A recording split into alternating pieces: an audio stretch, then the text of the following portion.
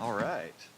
We'll call the meeting to order at 6 o'clock for the Cloverdale City Council meeting. Thank you all for being here. Would you please stand for the Pledge of Allegiance?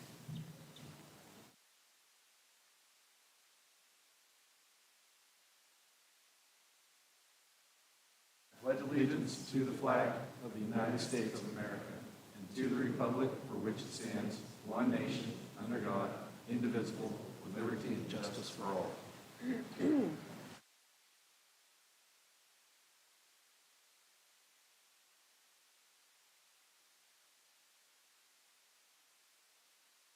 Call when you're ready, Michael.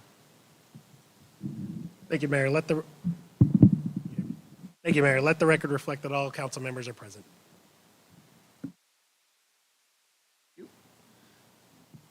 Any conflict of interest declarations? None? Any changes or deletions to the agenda? No changes, Mayor. Thank you. Public comment. Any person wishing to speak on any item not listed on the agenda may do so at this time. Is there anyone in the audience who would like to speak on a public comment?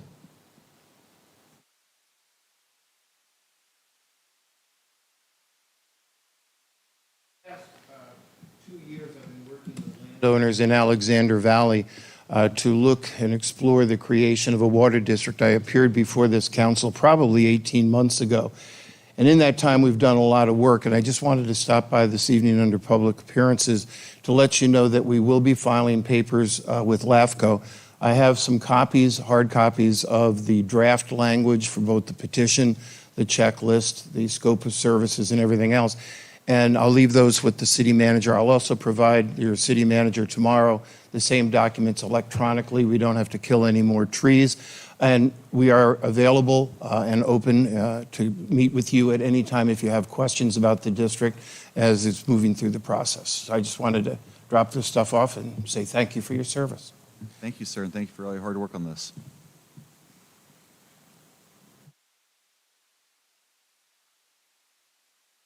Is there anyone else who would like to make a public comment? Thank you, Reese.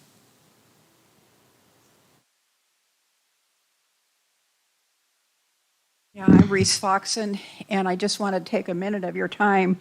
It's regarding the mobile home park recommendations of the subcommittee. I commend the 3% and the 70% CPI maximum, something like that. But what I question, and I would like you to rethink, is not putting any parameters around the vacancy issues. I think that there do need to be parameters for the community's sake. Because if it's utilized, you can end up doing the same thing that you're trying to prevent by controlling the amount of the rent. So just think about that. I know it's not on this docket. It's coming up in the future. But anyway, want to say my 2 cents. Thank you. Thank you so much. Anyone else in the audience who would like to make a public comment? All right. Seeing none, we'll move on to communications. Speak about the letter. Thank you, Mayor. I just want to acknowledge that the City Hall received a letter today from the neighbors of North Foothill Boulevard and West 2nd Street addressed to the City Council. It was added to your packet under correspondence. This communication obviously was received after the agenda was published, but given the request by the document writer to present this to council, we wanted to go ahead and share it tonight. This is in regards to proposed parking related to the Lida Ranch or Soda Springs Ranch property. My recommendation would be to forward this correspondence to a council subcommittee of your choice for further deliberation, because it's not agendized this evening. That's a great idea if there's anyone against it. Also, it's part of that grant as well, so this is way down the road. Go ahead. I'm just not sure if that.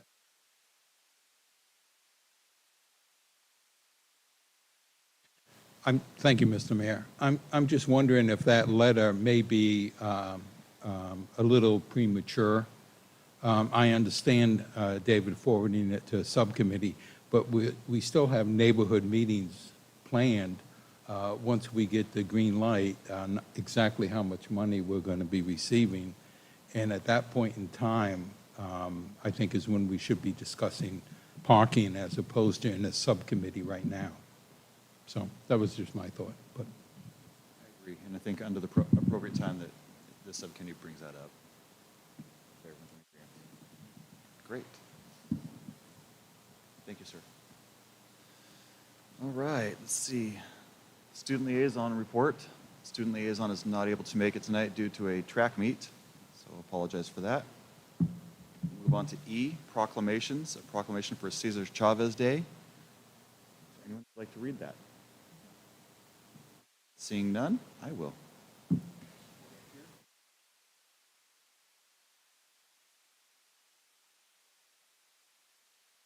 Proclamation of the City Council of the City of Cloverdale recognizing March 31st, 2024 as Cesar Chavez Day. Whereas Cesar Estrada Chavez was born March 31st, 1927 on a small family ranch near Yuma, Arizona.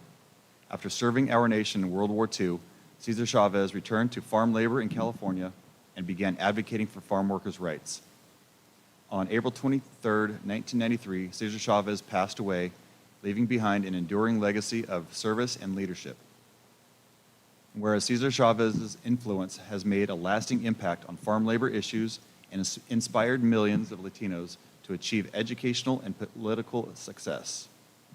And whereas Cesar Chavez's leadership will be remembered for utilizing the principles of nonviolence and service to community.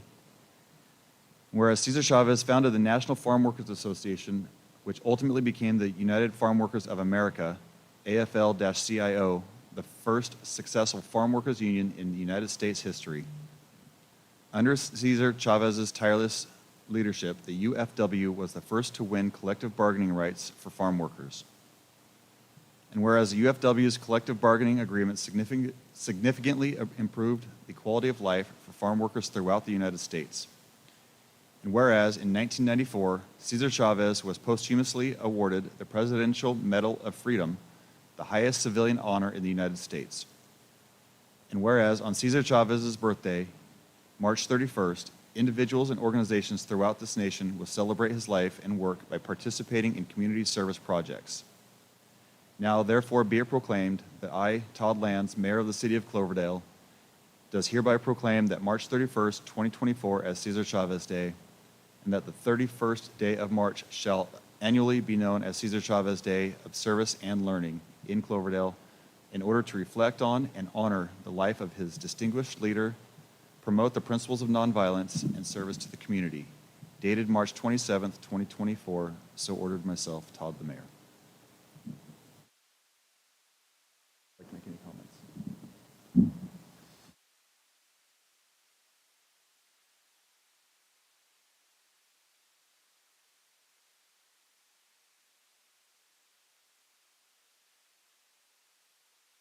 Moving on to G, the consent calendar. All items under the consent calendar will be considered together by one action of the City Council unless any council member or member of the public requests that an item be removed and considered separately. Are there any items that anyone wants to pull?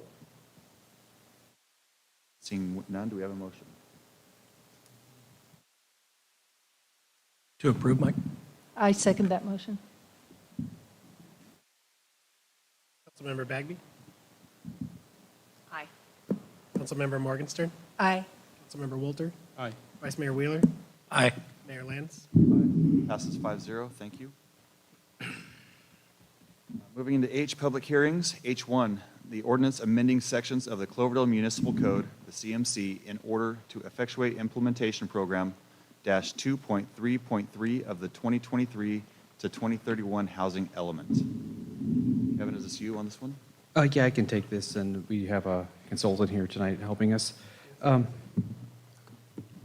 that, Mike? Okay, I'll just get going anyway. So this item is a series of zoning amendments that really are starting to implement our housing element general plan. Back in September of '23, the Department of Housing and Community Development certified our housing element in giving us a mandate to start implementation, which our the crux of which are found in this initial zoning amendment. We do have Luke Lindenbosch from Four Leaf, our consultant, who helped us with the housing element, and he's the one who put together these amendments based on the HCD letter. So I asked Luke if he could walk through these for us and expeditiously, and if there's any questions. At the end, we're asking the council to consider introducing the ordinance. If we get to that point, we'll, on the next calendar, we'll have it on the consent calendar for the second reading of the ordinance, and it would take effect 30 days after that. So Luke, I think we have a presentation to... We can wait. Take your time. Oh, I wanted to mention that the Planning Commission did go through all of these amendments at their March 5th meeting and adopted a resolution recommending approval. And they were pretty thorough in their look at those. And we made one tweak as a result of their comments. So I just wanted to point out that there is a resolution from the Planning Commission recommending adoption. I can jump in. Thank you very much. Okay. Okay, no worries. I can just jump in. Thank you so much, Kevin, for that introduction. As Kevin noted, my name is Luke Lindenbush. I'm a senior planner with Four Leaf, and I served as the project lead for the housing element update covering the 2023 to 2031 planning period. So good to see some of you again, and for the new council members, good to see you for the first time tonight. And this is really moving into the first step of housing element implementation, which is adopting the necessary changes to the city's code. You'll note that this program is one, despite a lot of variation in housing elements across the state and all the 539 jurisdictions across California, this is one of those programs that you're going to see in every single housing element. Sometimes it's called code changes, sometimes it's called zoning for a variety of housing types.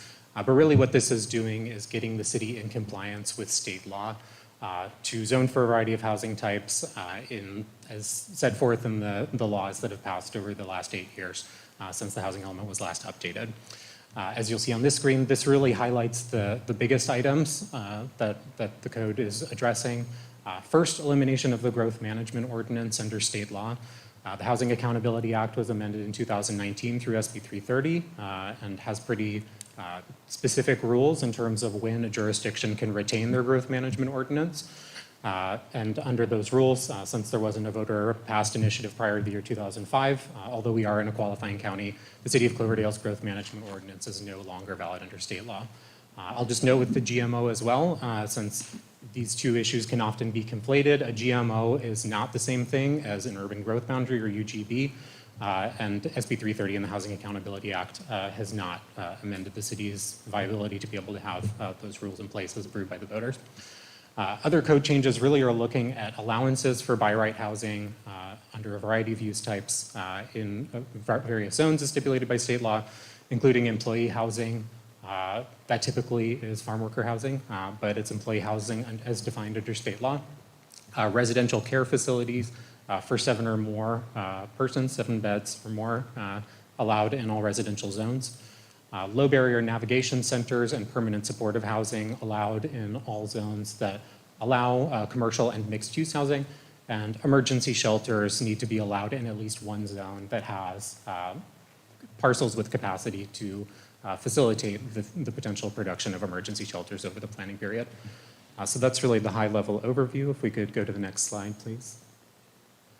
Some of the other changes are really looking at gaining consistency in the city code with density bonus provisions. Density bonus law is not new in California law, but there have been a number of bills, usually a couple every year, that amend the density bonus law.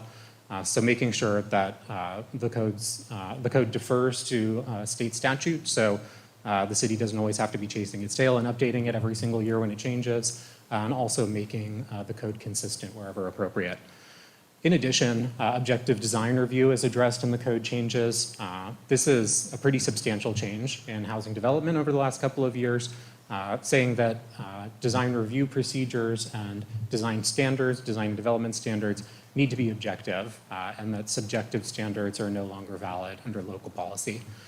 So this one does not instate a full overhaul of objective design and development standards. So that deadline is later within the program in April 2025. But what it did do is look at the areas that were apparently subjective and amended those. So the city is in compliance prior to that larger effort to have objective design and development standards more comprehensively across the city code. And in addition, some definitions were added, namely low barrier navigation centers, emergency shelters, things of that sort that weren't previously referenced within the code now have those definitions in accordance with state law. Next slide, please. So now we're really just looking at some other minor changes to the zoning code, sort of the changes within those zones. As stated, this is really in alignment with state law. There's no aspect of this program implementation at this time that is going above and beyond what's required of state law. So whether it's a specific requirement to have it in mixed use and commercial zones or at least one zone with available parcels, that's what we went for in this update. Next slide, please.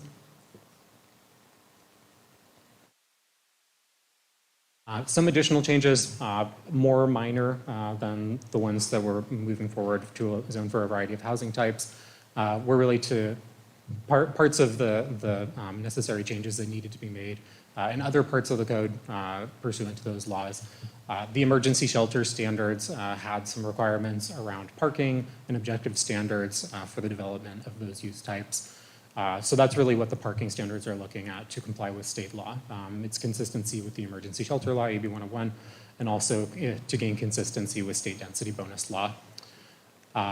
And finally, some definitions added for use classifications as noted. Next slide, please. And then some additional changes. The definition of family was updated. This is one that comes up often to be able to comply with affirmatively furthering fair housing or Assembly Bill 686. Some of those definitions are very dated, and that was just to make it more straightforward.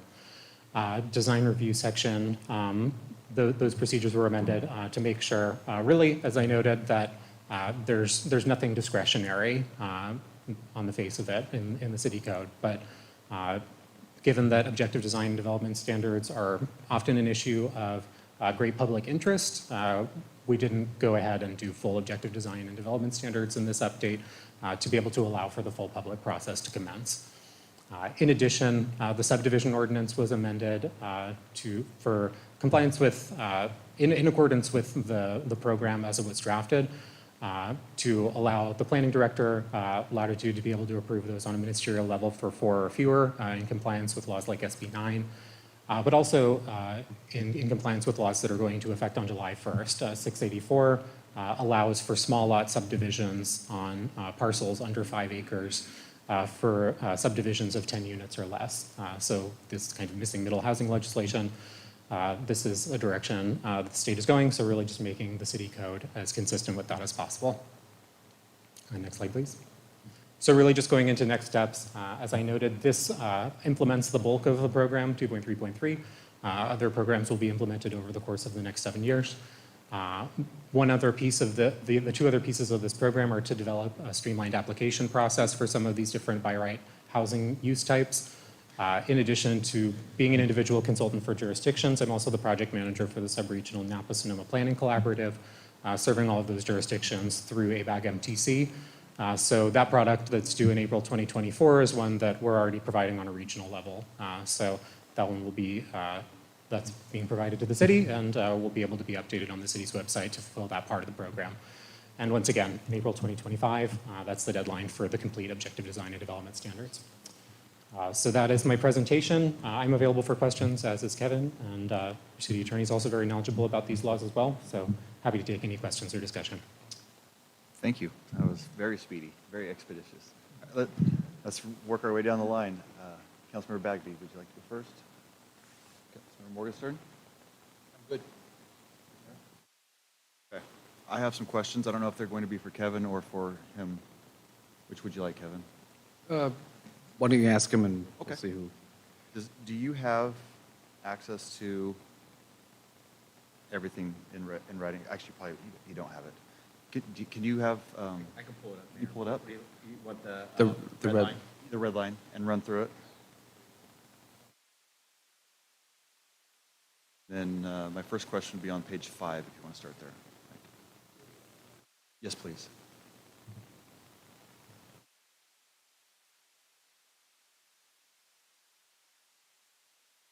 Great presentation. A lot faster than the last one. Less to go through. And you went slower.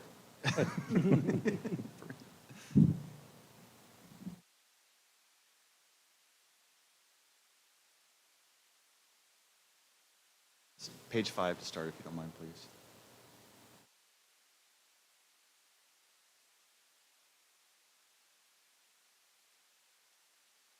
It's going to be that page right there. Down a little more, Mike. See the red lines? Right there. There. Under your, all this, is this exactly what the state is enforcing us to do? They're mandating that we do exactly what? That's correct. I'm looking under the low barrier navigation centers, and it's permitted under R2 and R3. What does the law say on that? So low barrier navigation centers need to be permitted anywhere that multifamily is permitted. My understanding is it only has to be under in one zoning category. Is that correct? My understanding, and City Attorney, feel free to jump in on this one, is that is under emergency shelters. So slightly different, but two different pieces of legislation. That's correct. They're two different but similar uses, a low barrier navigation center and an emergency. So under this, do we have to have it under both R2 and R3, or can we choose one? My understanding is it's anywhere that multifamily is allowed. I'll pull up the code section right now just to And hopefully is get it the that same for with you. the permanent supportive housing as well, probably? Okay. Can we check into that to double check?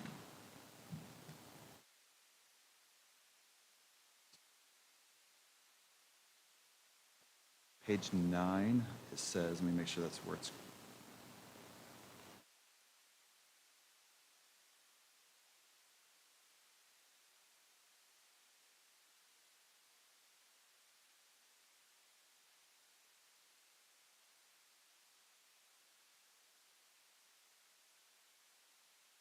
Okay, yeah, page 9, section 6, under E. And it says multifamily residential uses are allowed, and this is for warehouses and commercial uses. Right there. I just want to either understand it better or know why we're putting multifamily housing in commercial areas and commercial warehousing. Again, my understanding is that this is just for consistency with state law. I believe that, is that the SC zone on that one? Yes. So it was already amended to allow housing a while back per a state mandate. And this amendment, I think we missed something in the text of the amendment versus the table with all the uses that had been changed, but this was a change to the text that was missed during the first time we did that amendment. I just want to, even if we're just clarifying, I want to make it clear that these are state mandates, not Cloverdale, as we go through these, so that when All of these are. multifamily uses in service commercial buildings, and we can't stop it. I want to just make that very clear. Well, Next, could the Assistant City Manager, could you bring up a zoning map just to show that service commercial actually today does actually contain multifamily? let me finish running through these, and we'll put that on if you don't mind. Probably take you a little bit of time to find it. And it can always be changed with the zoning as well, so. Okay, page 12, Mike, if you don't mind. Let's see here.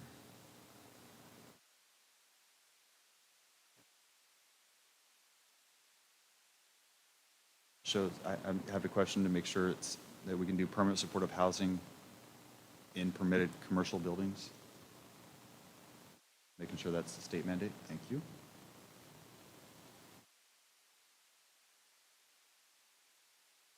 Page 16, what do I have on my next one?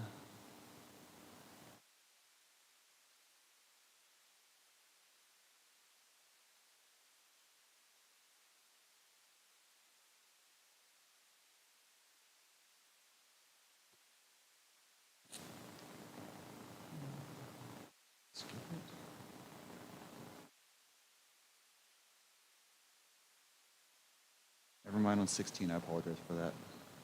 16, I cleared up myself earlier. Page 17, the parking spots. We're lowering the number of parking spots per unit again. And so like a studio only needs to have one unrestricted shared parking spot per unit. A one-bedroom unit only needs to have one parking spot per unit, unrestricted and shared. 2+ bedroom unit needs to have 1.5 unrestricted per unit, and 4 bedrooms have 2.5 per unit. And then as you go further down for senior housing, you have to have 0 spaces if there's paratransit service. Not us, that's the state. So I want to make sure that we have nowhere to park cars because we already get a lot of complaints about not having enough parking in the multifamily building that we put in. And they're taking over our commercial spaces and blocking all the streets right now in the areas. And I just want to make it very clear that this isn't us. It's the state mandating. Yeah, This is nothing different that we're adding into this. right.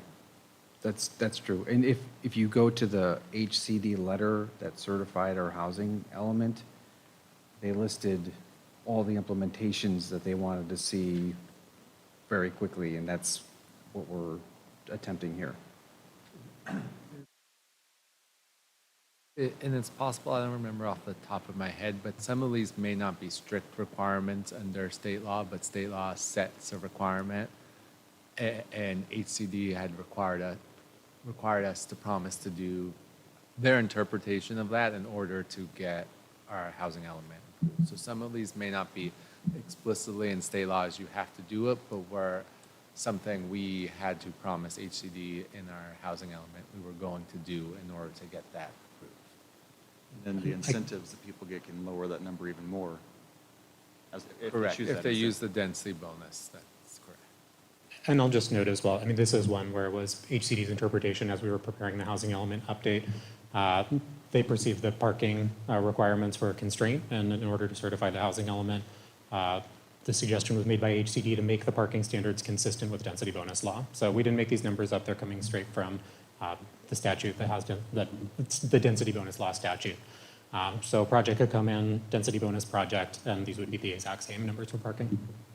So that's an example of, right, the state law says as part of our housing element, we're supposed to identify and eliminate constraints to building housing, and HCD sort of had unfeathered discretion that they applied often unevenly to, say what that meant in each city. I just have a really hard time because we're building housing for people that don't have any way to get anywhere for transportation.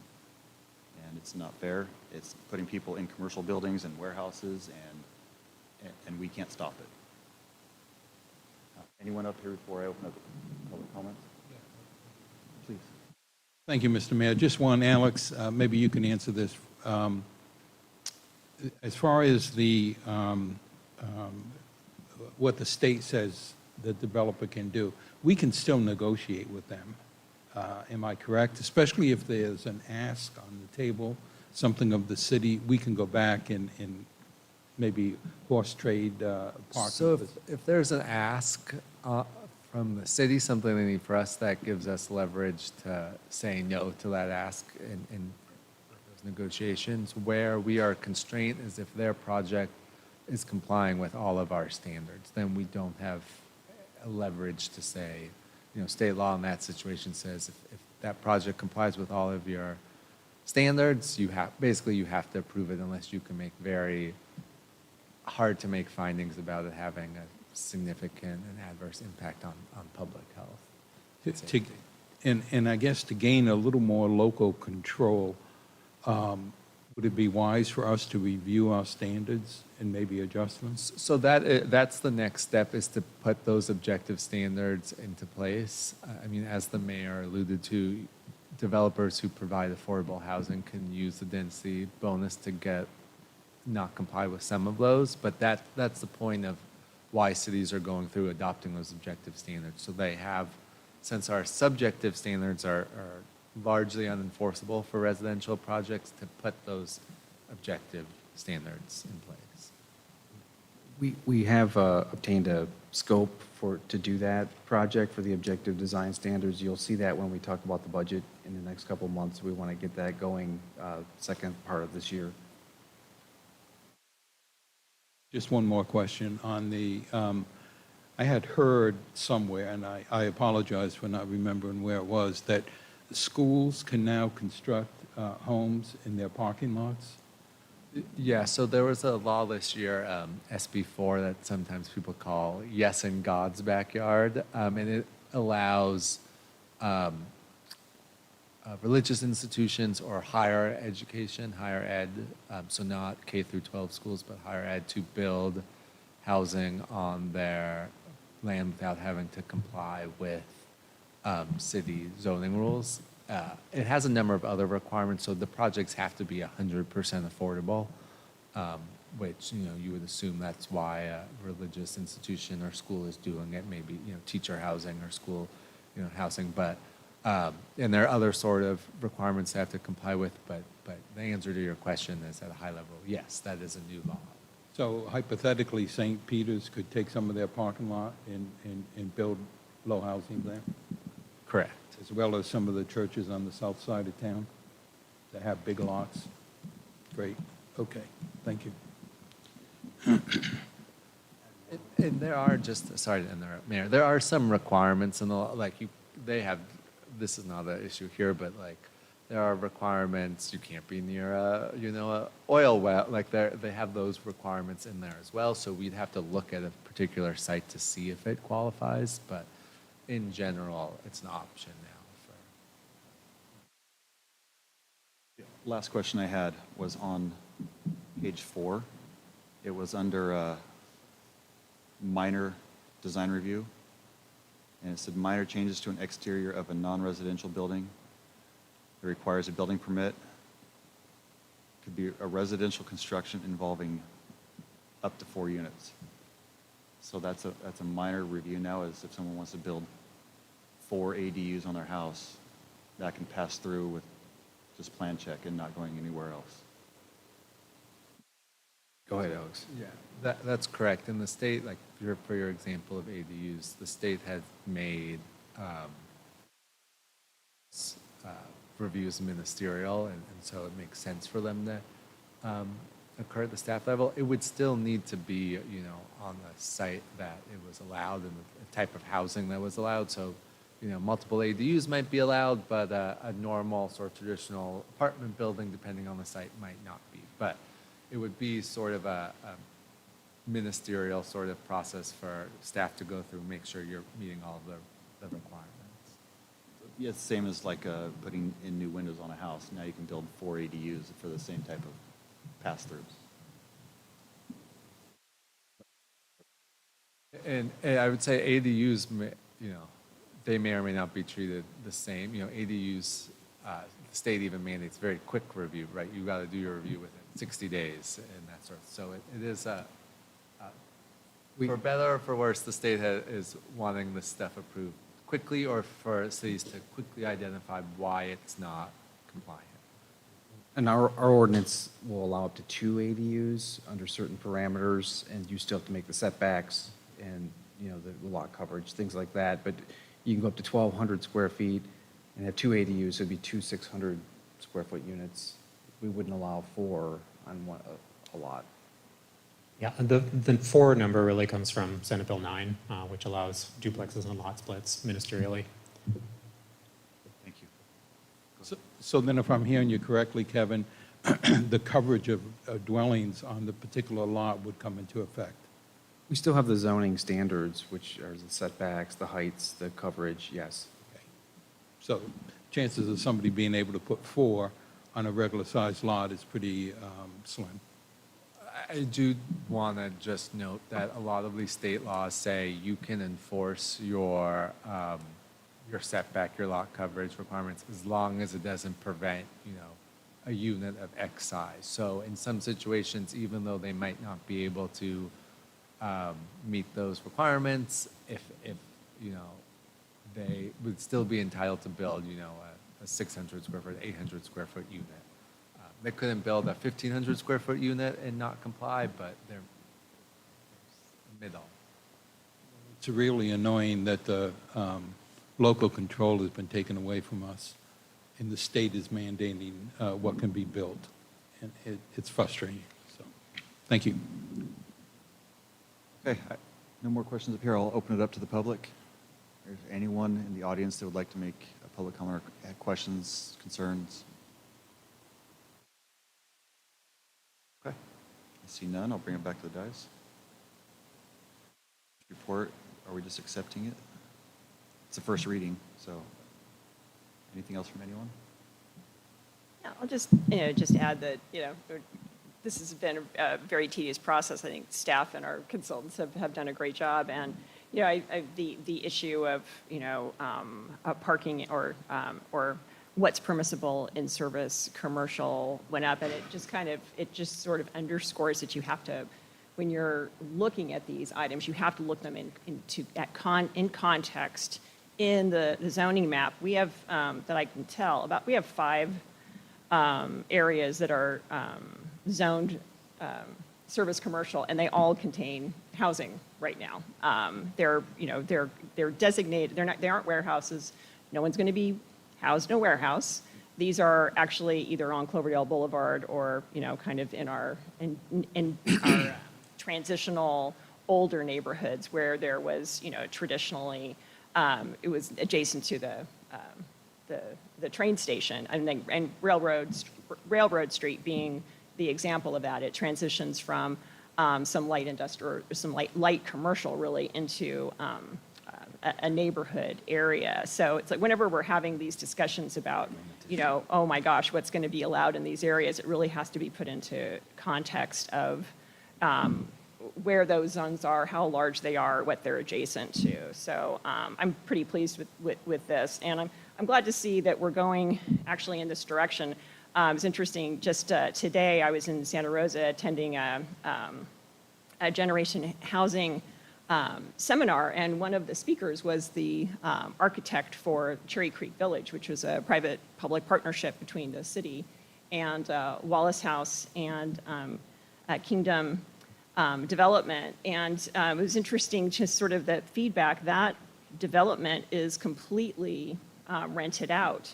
And they have as many cars parked there as they're ever going to have. And apparently, according to the architect, and I've confirmed it with Cherry Creek staff, there are typically 5 to 8 parking places that are empty overnight. And, it kind of reflects that, in our ardent quest to make sure that there is adequate parking, but kind of probably as a reaction to some maybe poorly designed or unfortunate previous projects. Those 5 or 8 parking places represent hundreds of thousands of dollars that it could have gone to, potentially house somebody. So that's kind of the context in which we're doing this. We have to balance this plan out with what our true regional housing needs are.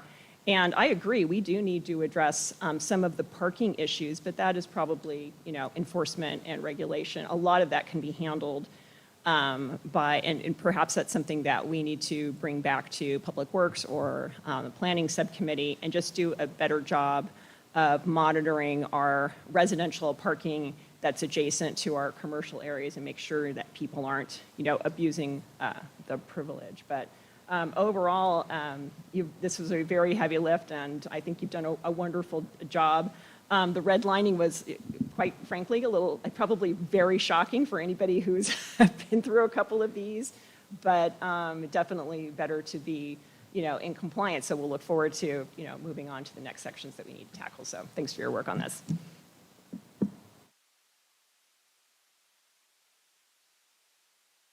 I just want to say, as a senior that does drive a car and needs parking, I feel sorry for any future seniors that may get 0 parking. Especially, I haul gallons of water and groceries from my car all the time. If I had to take the bus with all that, I couldn't do it.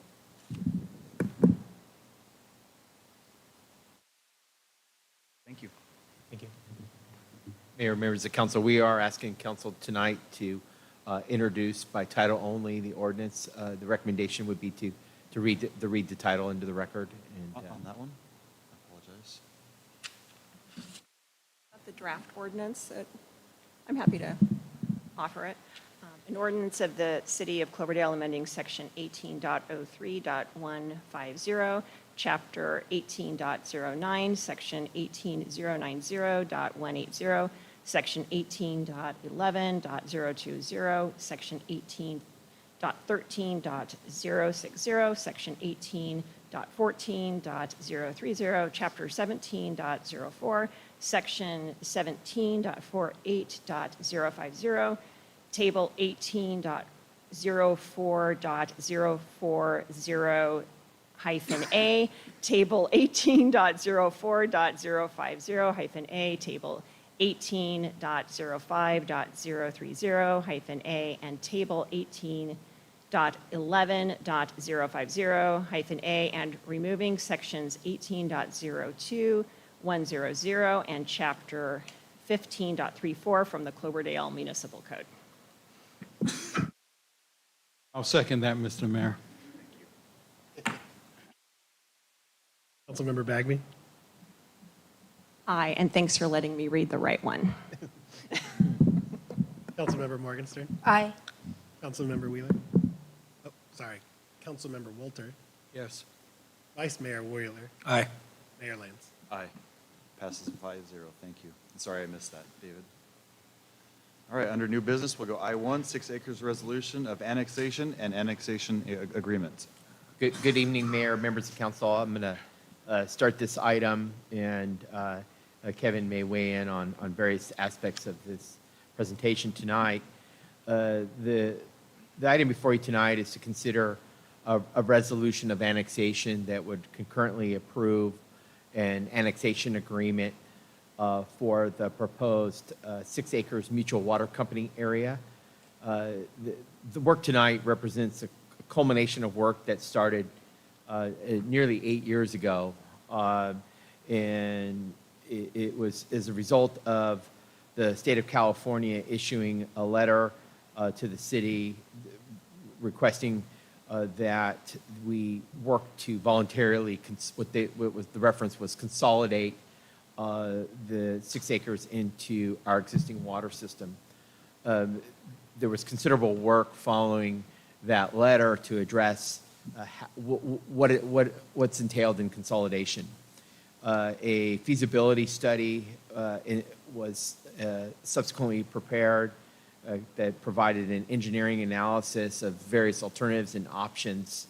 Ultimately, those options were brought back to council for review and consideration, and there's a number of additional requirements that were brought in as part of that analysis to kind of analyze the proposed alternatives. Ultimately, the determination was made that in order to extend water services, city water services to 6 acres, that it would be necessary to annex the area that comprises 6 acres into the city. Following that presentation to council, council received a presentation about what it would take to garner support to annex 6 acres into the city of Cloverdale, and the council provided direction on a number of critical policy points or deal points that were necessary to meet in order to consider formal annexation. One of the key components of the pre-annexation agreement was that there would be funding in place or funding provisions made to support the cost of extending both water service and sanitary sewer improvements. There were a number of, I would call them concessions in regards to the other public infrastructure, namely the streets, street lighting, and storm drainage. Normally, as you know, council, we really seek to make sure that all new development that's annexed in the city fully meets the city requirements. In this case, it's kind of an existing developed area that's been longstanding in Sonoma County without those services, and that was determined to be fairly difficult to address with annexing an existing developed area and meeting all those requirements. So the intent was to ensure that the funding was established and the necessary work was performed to support both, again, water and sewer services.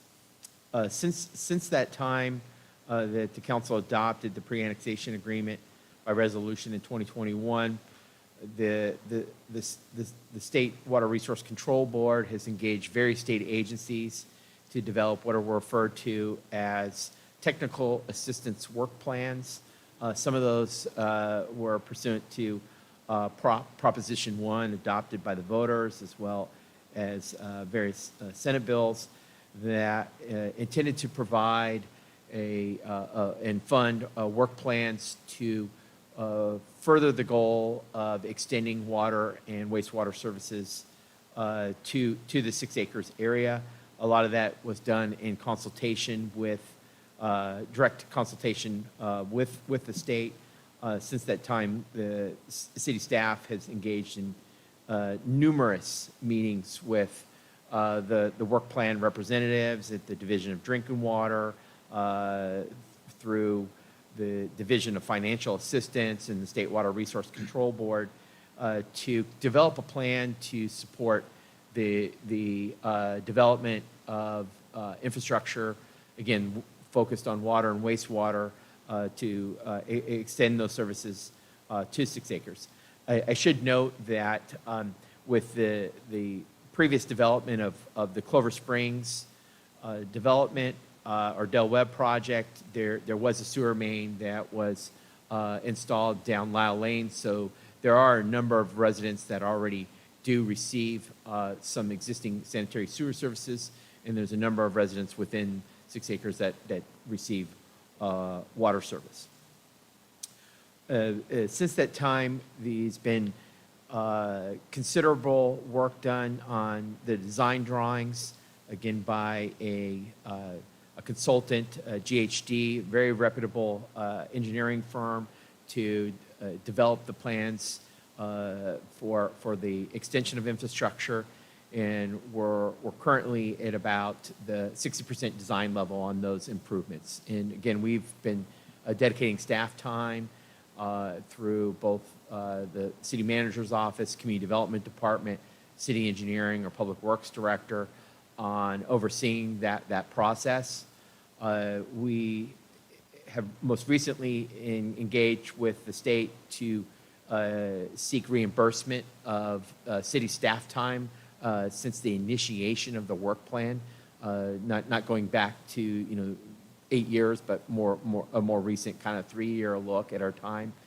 We've just completed that analysis today, and it looks like our tab is slightly over $30,000 for staff time, engineering time associated with our work on moving the design drawings forward, and we will be submitting that to the state for review and approval in the near future.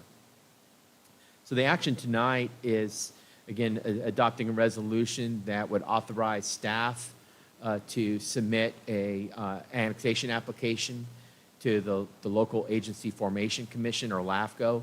LAFCO ultimately has the authority whether to approve annexation of this mutual water company into and be part of the city. We believe what we've crafted will address the requirements, though there is still considerable work that needs to be done. In particular, there's a need to file with the state the funding applications to actually construct the physical improvements that are under design now, and we're currently staff is currently coordinating with the state on the approach for those next steps. It's critical to note that the annexation agreement that we're recommending to council tonight does provide that that there should be provisions for the funding of that infrastructure extension to 6 acres. So we believe that there's the process in place will ultimately support the provisions and terms of the annexation agreement that is in your packet. But with that said, staff still has to commit the time and due diligence to make sure that that the funding is fully established and the funding agreements are in place as part of being able to, accept this area, the 6 acres area and the 22 residents formally into the city. The residents have submitted a petition indicating their support for annexation. So we know that took quite a bit of time to garner their support, and there was a lot of work that went into that alone. Again, progress continues on the engineering and improvement plans. This is just another step in the process that is required by LAFCO. Is the adoption of the resolution in your packet approving the annexation agreement and allowing staff to move forward, recognizing that there's still a considerable amount of work to do, and acknowledging that we will be coming back to council as we more clearly define the path forward for the construction applications to actually install the necessary sewer and water improvements that are, really critical as to why we engaged in this effort in the first place. It's important to note that council did previously approve pre-zoning of the land that's referred to as 6 acres. It's R2. It's based on the existing zoning and general plan. Staff previously filed a categorical exemption under CEQA, and that was filed with the Sonoma County Clerk Recorder as required for 30 days and posted. So that would address the CEQA requirements. Again, from a budgetary or financial impact, we were working to get reimbursement for staff time, in the more recent years spent on bringing this forward, embedding funding in the funding application for the necessary work going forward, and ultimately we are requesting that the state cover the costs of filing the application with LAFCO, so that it's not a city expense. So again, the action that's before you tonight is adopting a resolution that would request LAFCO to approve annexation of the 6 acres mutual water company area. We can bring up the map if you'd like to talk specifically about the properties that are included. And with that resolution, it would approve the annexation agreement that's an attachment and referenced in your packet. So with that, Mayor, I'll just pause. I know I said there's a lot to this. It's been many years of staff work on this. To date, we've been completely out of pocket in terms of the expenses incurred and staff time dedicated to this and moving it forward.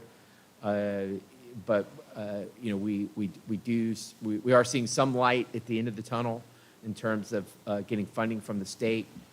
In so much as our monthly meetings, they seem to be very, very supportive of us submitting this formal request for funding. And of course, we won't move forward with this even with council's approval until we feel confident that we're going to get reimbursed for our expenses for this effort. Thank you, David. Very well said. Councilmember Morgenstern, anything? Councilmember Walter? Okay. Councilmember Bagby? Vice Mayor? You want to go? No, thank you. I think it's great that 6 acres is finally going to, and those residents are finally going to have some clean water that they can drink, and be rest assured that it's not contaminated. So I'm going to support this, but I am truly frustrated in the amount of money that it's costing us already as a city to move this project forward. It was not a mandate. I guess if it was a mandate, they'd have to fund it. But seeing how it was both of us agreed that we were going to do the work. But I guess my question, how much have we received from the state, do you know, so far on this particular project since we started it 10 years ago? Excellent question, Councilmember Walter. To date, the city has not received a single penny. And from the county? There has been an indication from our supervisor support for doing planning work, but we have not received any commitment of funding for infrastructure or otherwise for this project area. And I know this doesn't really have anything to do with the item before us, but the planning work for the sewer and water, do they not want us to include South Cloverdale Water District as well? There is concurrent activities that staff is engaged in with South Cloverdale. The reimbursement request that I spoke of does provide a breakdown between staff time spent on 6 acres versus South Cloverdale. The work plans are really kind of broken down into 3 elements, and it's really it's water service for 6 acres, it's water service for South Cloverdale Mutual Water Company, and then it's sanitary sewer for both. So those are the 3 work plans, and that's how we've broken it down thus far. Yeah. So, like I said, I'm going to move forward because this has been, a tough situation for the residents that live there in 6 acres.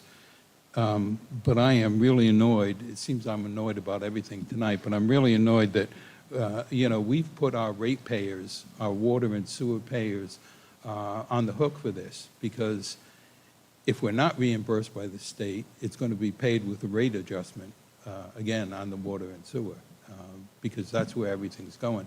And I truly hope that once we annex this in, that we do not do another penny's worth of work on this project until the state steps up and writes a check out. $30,000 over the last couple of years. Well, we've been doing this 10 years, and it's a chunk of change. And I'm sure our city engineer has spent some time on this as well. And I don't know if that's included in that $30,000 or not. But I'm just going to make my thoughts be known that I want money out of the state before we move forward on anything else. Councilmember Walter, you've been pretty clear on that policy direction, and we have very much conveyed that policy position because we believe it represents the city's position to the staff and that we meet with monthly. And believe me, there's a long list of staff from the state that attend these meetings. We've made it very clear that that's the policy direction by council, and so it's taken a long time to get to this point and to get to their concurrence for us to even submit something to get for reimbursement. So the message is clear, and we'll continue to convey that to the funding agencies. And just one thought, a consideration. I know the action tonight is really the resolution before you. Something to consider is asking the county to consider some tax sharing with respect to this project area and or South Cloverdale. There is a model in which that has been done between a city and a surface area that was didn't meet that city standards. That's the city of Santa Rosa and Roseland. And they negotiated about $1 million in tax payments, additional tax payments, to cover infrastructure improvements. So that's an option for us, and that would be, we could take that up as a separate matter. Thank you, David. Okay, I'll open up to the public. Is there anyone in the audience that'd like to make a comment about this? Seeing none, we'll bring it back to the dais. Mr. Longoria, I'll get you in just 1 minute. I'll call your your item, okay? It'll be just 1 minute. I'll explain. So we'll bring it back to the dais for this one. Is there anyone that would like to read the resolution?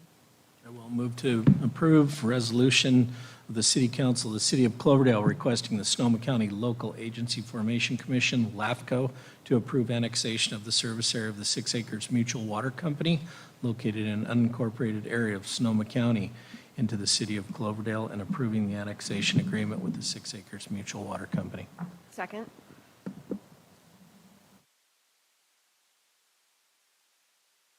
Councilmember Bagby, Aye. Councilmember Morgenstern, Aye. Councilmember Wolter, Aye. Vice Mayor Wheeler, Aye. Mayor Lance. Aye. Passes 5-0. Thank you. With council's approval, I'd like to go back to E1, the proclamation. We have a gentleman in the audience that messaged me and asked if he could make a comment on it. He missed it, and so I wanted to give him that opportunity. Absolutely. Okay. Mr. Longoria, would you like to speak?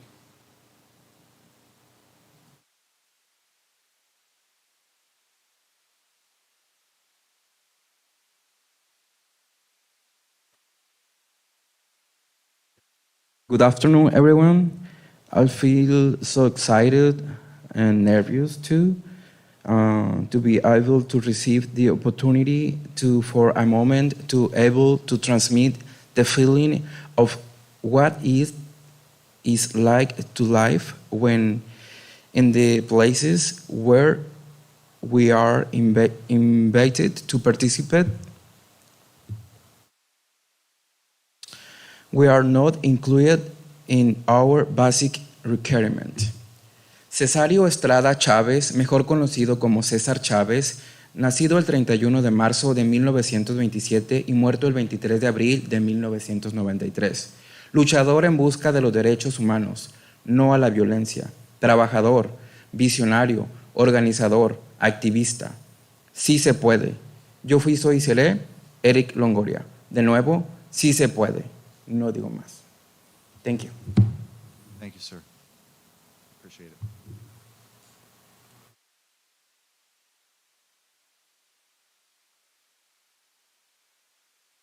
Okay, moving on to I2, Urban Growth Boundary Map and Ballot Initiative.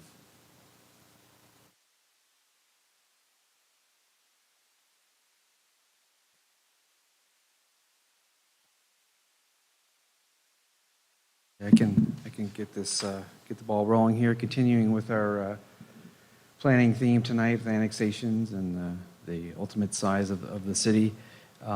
This is our furthering our discussion. We've talked about this at 2 separate council meetings back in September and October, where we brought forward the idea of amending the urban growth boundary. This was predicated on the request from Clearwater Ranch. This wasn't something that we initiated, but we're certainly helping them move this along and see some benefits for the city. Back in October, we brought forward a map that was a pretty large map, which was a potential new urban growth boundary for the ballot initiative. Maybe I should back up a little bit for those who don't know. There's an imaginary line around the city that's called the urban growth boundary that was voted on by the voters. It does expire in 2030. That line was to indicate how the city would grow, where the city would grow, and how the ultimate size of the city. Since it was a ballot initiative, the way to amend that is through a new ballot initiative. And that's Clearwater Ranch is an adult care facility on the west side who was looking to expand and got to the point with the county zoning where they were not allowed to expand any further. And so their option was, I think they were told from the county, and to pursue annexation into the city. And that's where we got into this discussion of this imaginary line, the urban growth boundary that's around the city, and how that would be amended to accommodate them. As the conversations went forward, we were approached by other property owners on the Western Hills also interested in amending the urban growth boundary. And so now we have a group of folks who are interested in moving the boundary, and we've been meeting with them on a fairly regular basis. And based on the conversation of the October 25th council meeting, to lessen the size of a potential urban growth boundary amendment, we've come forward with a new map that I was hoping maybe, Mike, you could put that up on the screen. It's more modest than the previous map. We've been talking about a lot about Sonoma-LAFCO tonight, and we did hear from them that an aggressive move of the urban growth boundary may not be supported by the LAFCO. We can put that boundary wherever we want, but subsequent actions have to occur once and if the ballot initiative is approved. It's us first, then it's Sonoma County LAFCO to move the sphere of influence. They have a board. This was attempted in the last 15 years, I think, where we were trying to move our urban growth boundary and sphere of influence out pretty far, and I think that was met with some skepticism and ultimately didn't happen. So based on our conversations with LAFCO staff, and the folks here who are looking to amend the urban growth boundary, we've got a new proposed boundary. We are looking for the council input on the boundary. This is kind of our next step in this process.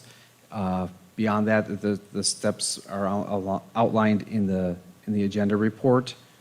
If the council looks like that, Mike, maybe you could do one with kind of the hand drawn.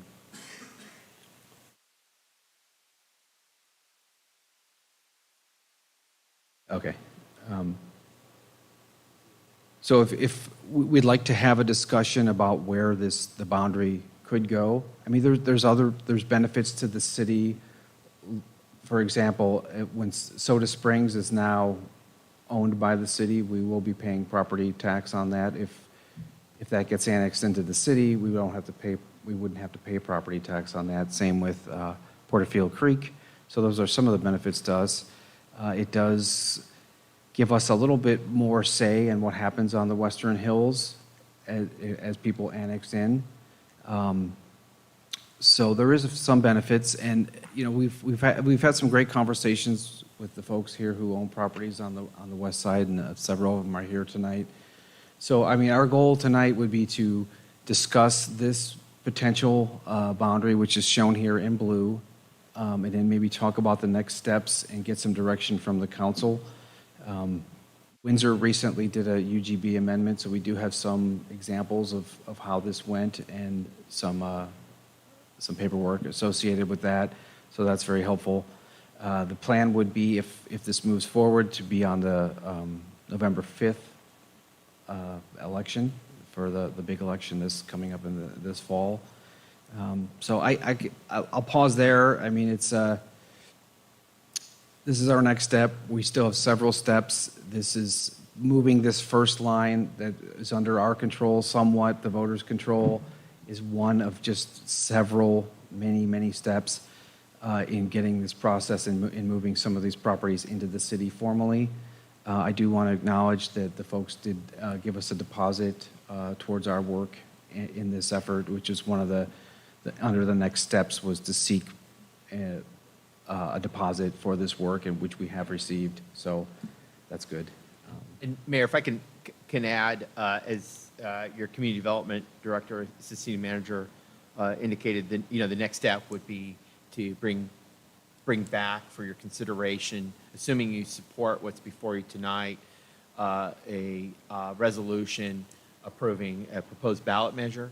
One of the reasons why we wanted to bring this forward tonight is to confirm the area that's depicted in the maps in your packet reflect the area that council supports for proposed modification of the urban growth boundary. So we really wanted to firm that the area up so that it can be clearly reflected in the ballot measure language that would ultimately be brought forward by way of a resolution for council's consideration. And again, that assumes you support it as it's presented tonight. We again want to make sure, because you might ask, why not bring forward the ballot measure tonight? Again, we felt this was an important next step just to make sure that we're confirming the area that you support. And again, that kind of reflects the direction that council provided was really hone in this UGB amendment from starting with Porterfield Creek open space north, and to also include the proposed, I mean, not the proposed, the now Soda Ranch Springs open space, along with additional properties to the north. What has been kind of guiding our decision on this, our perspective on this, I should say, is really looking at existing general plan policy. General plan policy does have guidelines relative to development within the hillside, and sets a kind of a limitation on the elevation of development or the visibility of development. And so those all remain, but as council knows, these areas are all in an unincorporated area currently in Sonoma County, so therefore the policy only provides direction. It has no authority over county property. That's going to be addressed in the Sonoma County General Plan. So part of what is driving this is a consideration as to whether to consider bringing these properties under your purview, and also which would require staff to look at any kind of development or open space preservation in the context of our general plan policies and our zoning. So again, absent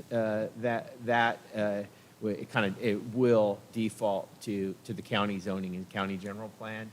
So that there's an opportunity here to kind of look at it and in the context of modifying the urban growth boundary as a first step. And it's important to note that the UGB is set to expire. So one of the decisions is for council in terms of placement of a ballot measure would be whether to ask voters to extend the term.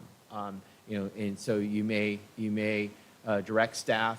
Again, this is within your consideration. Would be to direct staff to bring back a ballot measure that extends the term of the UGB. Otherwise, you may be in a position, if you don't place it on the ballot, to have to put it on the ballot in the future.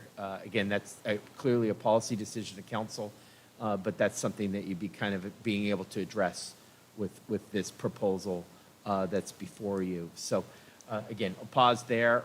I have the GIS up. If there's any questions that you would like to drill down on specific properties as to why the line is where it's proposed or shown on the maps in your packet, we can do that. And every effort was made to kind of align that UGB with the property boundaries, so as to not split, try to split a property and split the line, because it tends to lead to confusion in the future if and where exactly, when you draw a line on a map, is it mean without it being surveyed, where is that actual line? So that's why you kind of see a very linear line in terms of the proposed urban growth boundary, and if you compare that to the prior exhibit, you can see it zigs and zags, and that's again just a reflection of property boundaries as they were along the city's western edge, and it would considerably kind of clean up that line, so to speak, by making it very linear under what's proposed or what's before you this evening. So I know there may be a lot of questions. We're here to respond to any questions or comments that staff or council may have tonight. Thank you. Start with Council Ms. Morgenstern. Councilman Walter? Just, I do have questions, but I'm going to hold them. Just clarification, David and Kevin. Is the urban growth boundary going to extend, you said at the end of the property lines, going west, but is it going to be on the hill ridge, or is it going to be halfway up? And I asked that question because if it gives us control of that area, I'm hoping we go all the way to the ridge and we don't have it halfway up the hill. Right. The boundaries of most of the properties, generally speaking, kind of their western edge is roughly at the top of the ridge, but it's not perfect, but it's pretty kind of what you see there. It would be nice if we had a good elevation map. It's again, there's valleys and there's quite a bit of elevational difference, but it tends, I think what you see generally reflects following a ridge line in pretty close proximity, but not perfectly. Yeah, and like David said, we really looked at the property lines because we didn't want to cut properties half in and half out, so. Thank you.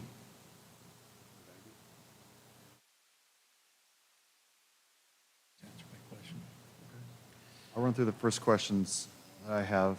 The first one is almost the same as the last item. You mentioned a deposit. Are they even with where they should be? How much money have we invested into this for other people in the county coming forward with an idea? I mean, to this point, it's been David and ours time, that maybe a little bit of Alex's time, but we typically ask for, a deposit of, we've got a deposit of $10,000. I would say there's definitely some left in that bank, but I've indicated to the applicants that it's not going to be enough, and this is a fairly expensive process, and we understand the direction from the council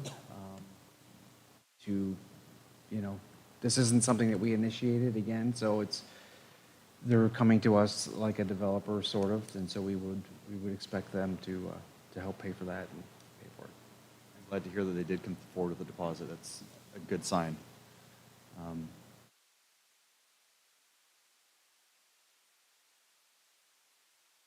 With our zoning, with everything going on, are we still more restrictive than the county with these building in the hills with like the visual aspect from Cloverdale, seeing a big monstrosity on the hill versus seeing the trees? I think it can be viewed as somewhat subjective because the county has fairly large lot requirements where each parcel is going to be looked at in the context of all of our zoning, and there may be some zoning could potentially provide for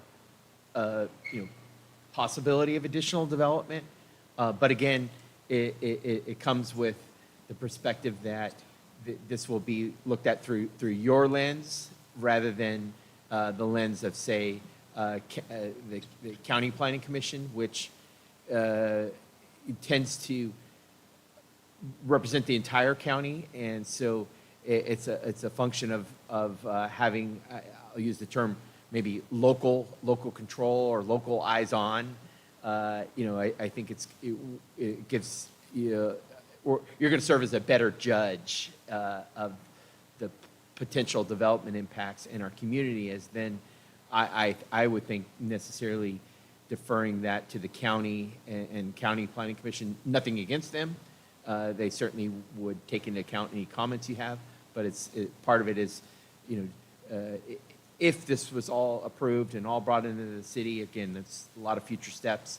It's going to give this council the authority to weigh in and give that oversight versus a county, a set of planning commissioners and board of supervisors. So I think again, kind of there's some subjectivity there over the restrictiveness.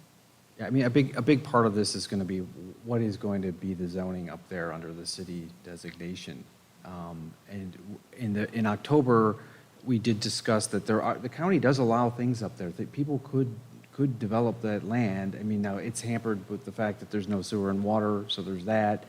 But there's a surprising amount of things that could be allowed there. Granted, it's very hilly, so maybe a lot of those aren't feasible. But we have discussed, David and I, and what would be an appropriate zoning for the hillside. And I discussed with Councilmember Walter the idea of a hillside development ordinance is a possibility. That really takes a hard look at what could go there and all the restrictions and the requirements for anyone to do anything up there. So these are all many steps ahead. So it's a lot of things coming forward. So Well, I see this whole thing as a positive for Cloverdale, really. I just wanted to make sure we answered those questions. I don't know if you guys understand the maps and everything going on. Basically, there's trying to create the urban growth boundary to cover all the way from behind Clover Springs all the way to the new property of Soda Springs and behind the city park in that area. So there's a potential to create open space across the entire west side of Cloverdale. And it will also give us control of who gets to build and what they get to build in the hills in the future.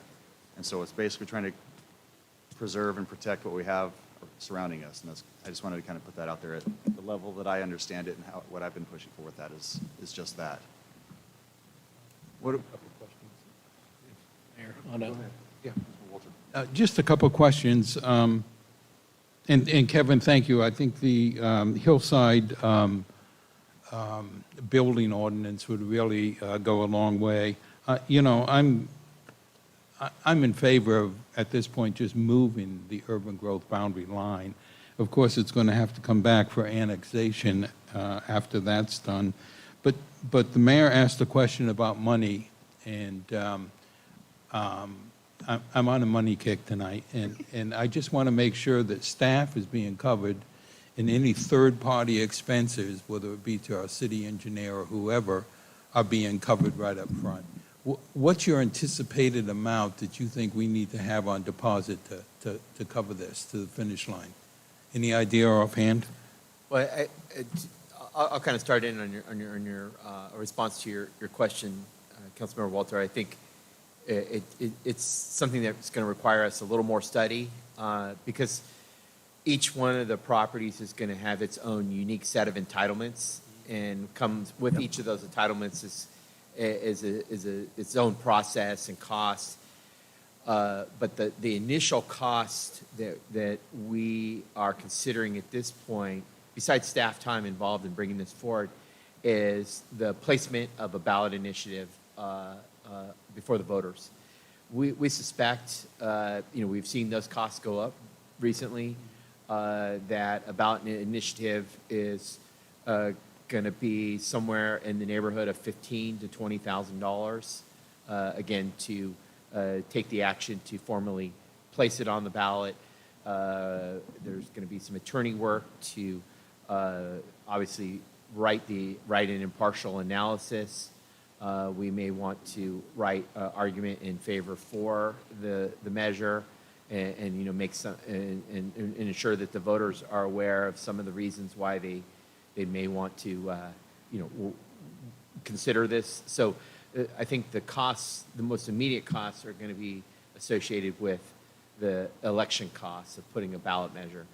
The other costs that going forward is going to be, again, a sphere of influence amendment, and that's something we'll be talking to LAFCO about. What's the cost in doing as they call it, a SOI, or a sphere of influence? And just for reference, what the sphere of influence is it's a boundary line that's approved by LAFCO or considered by LAFCO that kind of serves as our ultimate boundary for future development. So that's necessary to amend that in order to enable annexation. Typically with annexations and any subsequent land use entitlements, that's the responsibility of the landowner and the applicants. At least we view it right now that that would be a responsibility of each of the respective property owners to pay their individual costs of those entitlements. We can certainly hear from them tonight that we believe that's the most fairest way to do it, and that, again, the city doesn't subsidize development. They pay their own way, but there are these obviously procedural and voter issues that need to be addressed to even consider that. So that's really where we're at. So I apologize for that long-winded answer, but I just kind of wanted to lay that out because it would be somewhat difficult to say what all the costs are going to be and which ones are the cities, other than kind of what's before us right now. Voter initiative, and then a sphere of influence amendment. Yeah, and under step 2, the sphere of influence, the LAFCO has already told us that they need a study, which is called a municipal service review. I think that's what it is, and that's 25 or 30, they indicated. So on top of their fees to move that. So that is step 2, but it's out there. Well, I'm glad that we only have the urban growth boundary in front of us tonight, in whether we want to put it on the ballot or not. But I think before any annexations of those properties, once we move it, before that is done, we definitely need a hillside ordinance on developing those hillsides. I know we have a few things in place now, but I'm not too sure that they meet the current council's desires to keep those hills green. So, thank you, Mr. Mayor. And I'm sorry, Melanie. No, go ahead. I just want to once again reiterate, we need to collect the fees before we do the tasks on staff's time, okay? Thank you. Yeah, I just would agree. The pre-zoning process, I think you've heard pretty loud and clear that there's an appetite for that. There are existing guidelines that we have for no development over 400 feet. We have the hillside guidelines that have been adopted into the general plan. But I don't expect you to give me the answer tonight. But part of the what I'm considering from a fiscal perspective as well is that this does give us an opportunity to annex that. I think there's a piece of Porterfield Creek that's outside the city limits, and of course, Soda Springs Ranch is outside the city limits. And what that means is it will be paying, if they're still in the county, we're paying property tax to the county on land that we technically own, and that is under our jurisdiction. So I'd kind of like to get an idea of what that tax bill is. Again, I don't. Unless if you have an idea of what that annual tax bill is. Right. We know this is. Please, our finance director can correct me. I could look to my left and yeah. I think we understand Porterfield. Our annual tax bill to the county is around $9,000, and that comes out of our park budget.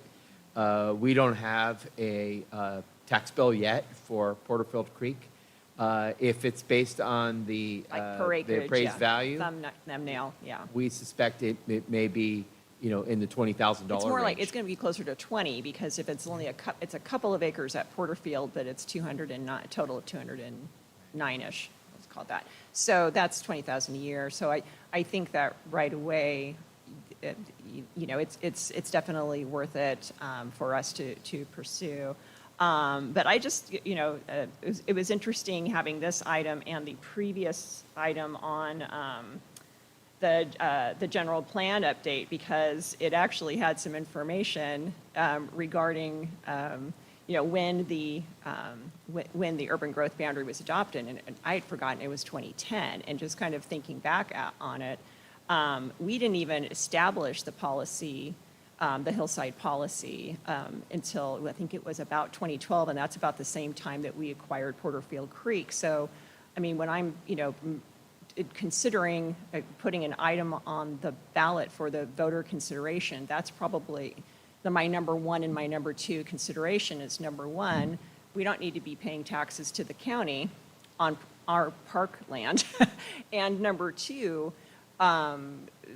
the general plan information and the urban growth boundary and the sphere of influence really needs to be updated because that was all done before we even had these policies on the books. So they badly need to be brought up to date. And just to kind of, put a couple of other items on the perspective, into perspective is that, LAFCO disallowed an island in the original urban growth boundary that didn't meet the minimum requirements for an island. So there's a reason that they rejected that. And that was really the only big pushback and difficulty that we had at that time. I've also, I was actually contacted by a Sonoma County land use and housing advocate who was initially very concerned about what are you doing putting your urban growth boundary on the ballot again? And as soon as I explained to her what we were trying to accomplish, she said, oh, that makes sense. And then I actually talked with a member of the LAFCO board, who's a council member, and explained what we were trying to do. And she said, well, gee, that makes sense. So, I mean, it's never, a guaranteed thing when you're going before LAFCO. But I think that we have a lot of our ducks in the row here that's supported by our general plan policy. It makes sense fiscally. And when you talk about, the approved uses for an urban growth boundary island, one of those is parks. But this isn't an island. This is contiguous. So I don't know how we can possibly make it have more common sense than what we're doing going forward. So, I hopefully will be able to move forward with this evening. I also think it'll make a lot of sense to the voters is that, we'd have to bring this back in another 10 years anyway, and this really is a good solid 20-year policy. So I'm hoping we're going to be able to move forward tonight. I'd like to open up to the public.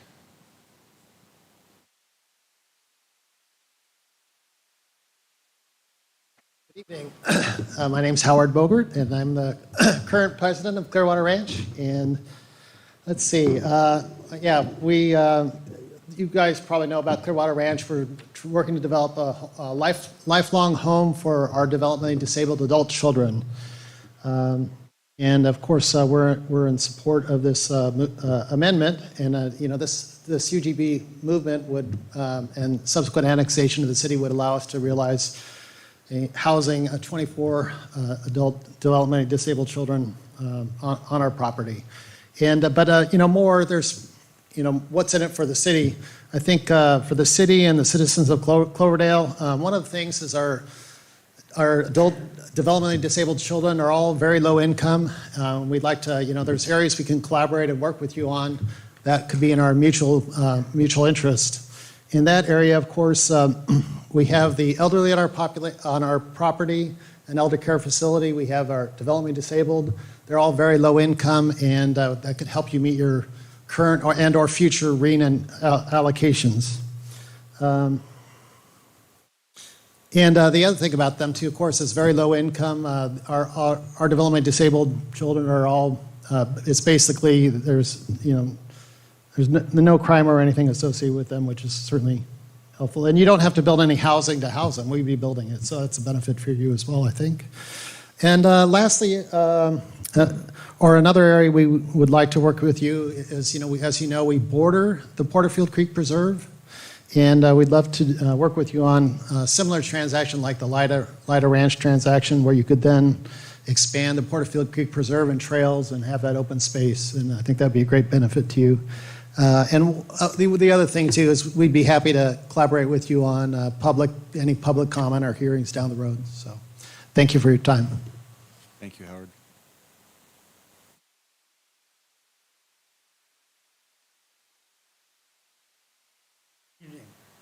My name is Dave Anderson.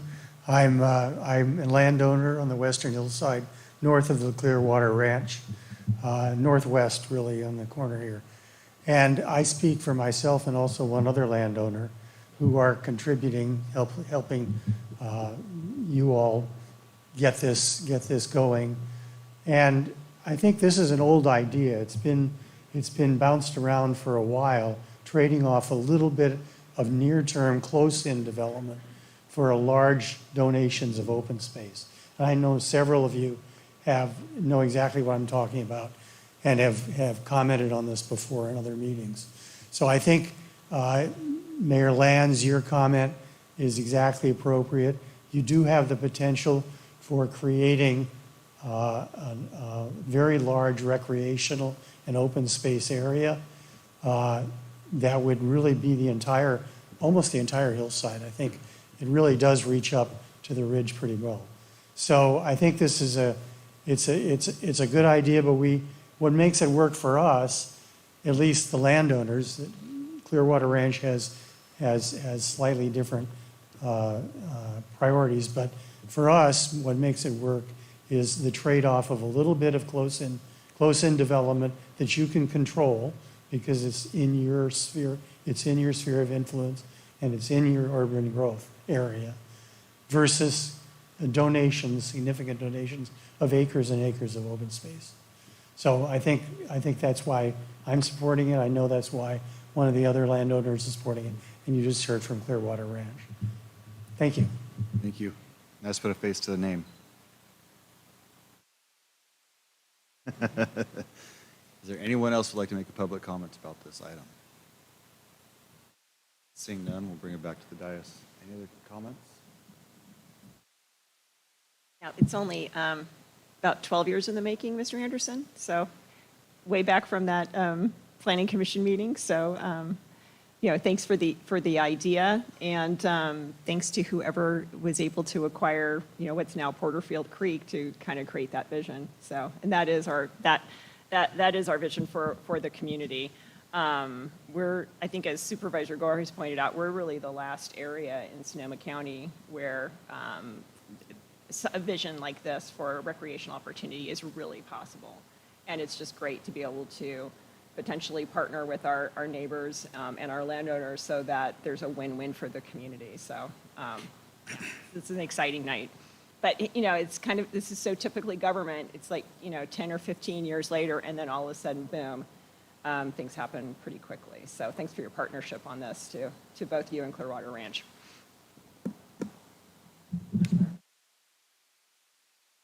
I'm good, thank you. Council, I've heard a lot of support for the map and the concept. What I haven't heard is whether the council also wants the measure to extend the existing, the term from set now. I just really support that because I think that once you start talking about this with people, they go, oh, well, that makes a lot of sense. I even got asked by the LEFCO member who's on the Cotati City Council. She's like, well, you're going to go out for the other 20 years, aren't you? She volunteered it because she has so much experience in doing it, and that's actually what they're going to be doing. And I just think that makes a lot of fiscal sense. When it's interesting, it's like, when you go back to that general plan language, which, my gosh, Kevin, there are a lot of typos in that thing. I don't know if you noticed when we were putting up that general plan from the other item.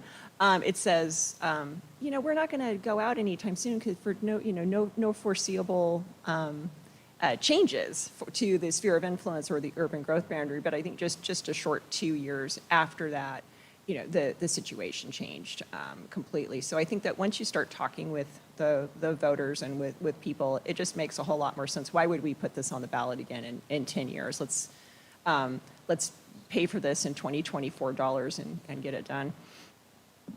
It actually expires January 1st, 2030. 2030? So So it's 6 years. That's even close. I was thinking it was 32 or 34, but yeah, that's coming up pretty quick. That just makes a lot of sense, is to just do it now. Absolutely. I think what we hear from council is to bring back a resolution that would propose specific ballot measure language.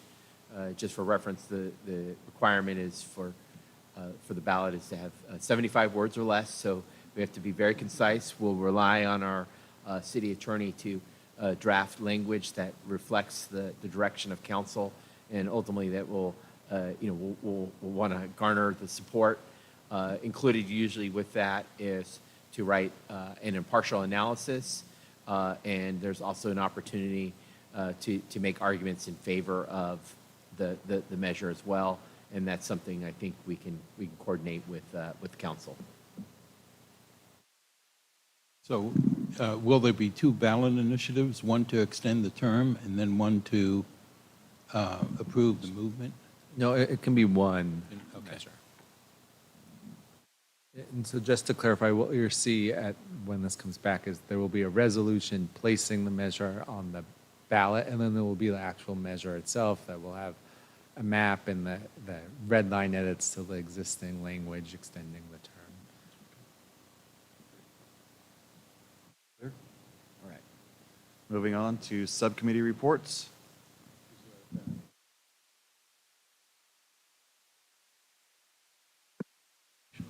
All right, so subcommittee reports, they're available on the Cloverdale website, www.cloverdale.net/agenda center.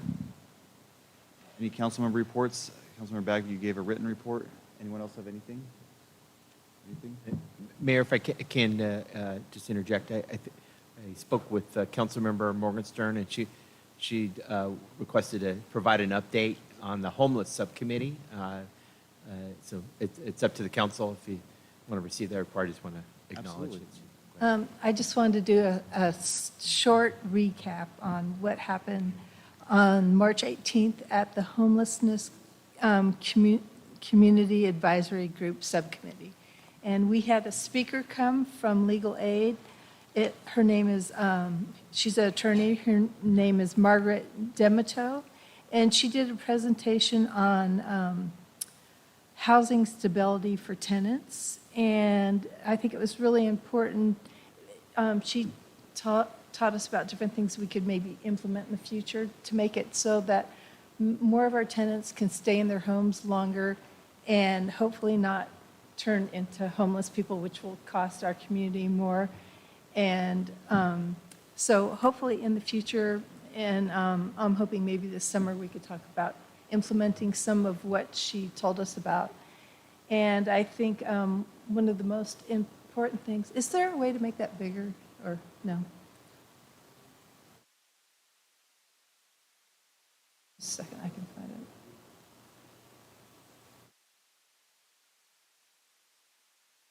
I was looking for slide, the 5th slide.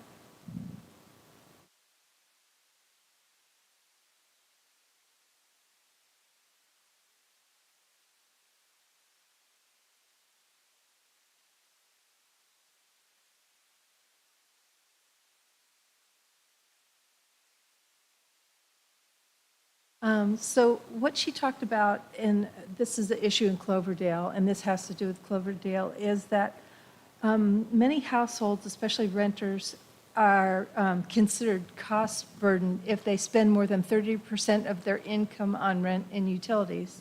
If a household spends more than 50% of its income on these expenses, it is considered severely cost burden. Well, that's a problem in Cloverdale, and the city has seen a relatively large rise in the rate of housing cost burden among its residents. 62% of renters are housing burdened today, up from 51% in 2010. So I think that's something that we have to factor in, is that our renters are having a much harder time paying the rent than they were previously, and that we have to take precautions to protect them. So anyway, that's, oh, and then the last slide, number 22, she talked about different things that we could implement in the future. And I was hoping, maybe this summer we could have a discussion about things that we could possibly implement, like a rental registry, rent control stabilization, just cause ordinance, protective rental inspection program, which I just had my roof leak twice. If somebody had inspected that ahead of time, I might not be dealing with mold. And then a tenant bill of rights. So anyway, I was hoping, maybe this summer the council could talk about things that we could possibly implement and what we could afford to implement and what would be reasonable. So you'd like that as a future agenda item? Yes, but I think the mobile home thing's more important for the moment. So maybe, some months from now when we have some extra time, that it would be a good discussion for the city council. David, and we can plan for the future with that. Great. Thank you. Anyone else have anything else on the report? All right, we'll move on to legislative reports. We don't have anything. City Mayor, if I can, just real quickly under legislative reports, I just want to mention that the State Water Resource Control Board is currently soliciting comments on their new water conservation guidelines. I'm coordinating with our Public Works Director and City Engineer, and there's also been some input from the league to make sure that the state is aware of some of the challenges that the new regulations will present to us. We are finding, and our director is going to be reporting out on this in the near future, the significant amount of reports that we now have to file with the State Water Resource Control Board and the burden it's creating in terms of staff time and cost. It's very significant. And we're up to about 50 mandatory reports that we have to submit to the state. Many of those came out of during the drought. So I just wanted to alert council, and I'll make sure you, as we staff is drafting comments on those and highlighting the impact, particularly to the community, the city, but also our customers and residents. So the comments are due this Friday. We are actively finalizing those comments, and so I just wanted to point that out because it's a regulatory process. It's not our senators or our assembly creating new legislation. It's a state agency developing regulations. So we're going to comment on the impacts of that, and we'll make sure council's apprised of our comments. I think you'll support. I know you'll support them because it's going to highlight again the potential impact to our city from these new regulations. They're as many regulations are. The intent is good. But they come with a significant cost and impact. So just wanted to point that out. That we're working on those. Thank you, David. I look forward to seeing that. City manager report. No reports, Mayor. Yeah, Mayor, just a quick update about a recent Supreme Court case I want to make the council aware of. There's been an open question in the last few years about whether social media accounts that are run by elected officials, whether those are subject to First Amendment protections. Can you block people, or do they have First Amendment rights to, post, mean comments, nasty comments on your Facebook wall or things like that? And the Supreme Court clarified that no, in general, those are private accounts, and you're exercising your personal rights. The only time the First Amendment would apply and sort of limit what you can do is if you are acting and speaking on behalf of the city, and you're also purporting to speak on behalf of the city while you post. So one thing the court mentioned that as a recommendation is sort of, put that little disclaimer on your account of, this is my personal account, even if it identifies you as, council member or something, personal account, views are my own or something like that. So just wanted to update the council on Something more restrictive from the council. That's hard. From the courts, that's hard to believe. So basically what you're saying is if you have a social media account and somebody is, you'd like to block somebody from it, you really can't. You can. You just want to make sure your account really identifies this is, even though I might say I'm councilmember blah blah blah because that's my title and position. Like, this is my personal account. And just okay. Any direction on future agenda items? Anyone? Mayor, if I can just real quick, an item that will be coming forward at your next meeting is a presentation of the audited financial statements for fiscal year 22-23. Tune in to our Finance, Admin, and Police Subcommittee on Monday. There will be a presentation of the draft audit results. And I'll foreshadow, there's some really I think, positive news that will be forthcoming. So I view it as such. And I'll just share it now since I know you're all curious. The city's general fund, basically, we broke even. We're coming forward with a $42,000 increase, and that was after reflecting a operational deficit of nearly $800,000 in use of fund balance. So that will increase our fund balance. And so, we ended the year with a net positive. But there's other good aspects that are going to be reflected in the audit, but there's also going to be some opportunities. Ultimately, that'll come back for discussion at your next meeting, but we'll discuss those at the finance meeting on subcommittee on Monday. We're all full of positives tonight. All right, seeing nothing else, for the good of the order, we'll adjourn at 7:51. Thank you all for being here.